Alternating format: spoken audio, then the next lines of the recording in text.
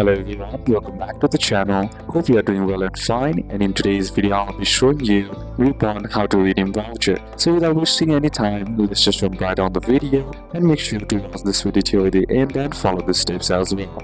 In order to redeem a voucher on Groupon, the first step is to simply buy the coupon. So to do it, simply head over and open up your Groupon application or open Groupon on your website, and then simply scroll on the explore page or simply tap on search and look for the Groupon or deals that you want. Now once that's done, what you need to do is simply tap on the deal and then tap on buy, and that will be added to your cart. And now what you need to do is wait for the confirmation email or check your account once you have tapped on buy with Apple Pay or according to your payment method. Then next is to simply, once you have purchased it, head on back to the home screen of the Groupon, then simply tap on my shop on the bottom icon of your screen. Then once that's done, tap on my Groupons on the top, and here what you need to do is simply tap on the voucher that you have purchased. Then once you are there, you'll see voucher code, barcode or QR code, and redemption instructions and expiration date. Then the next is to redeem the voucher. In order to redeem, what you need to do is, it depends on the deal type.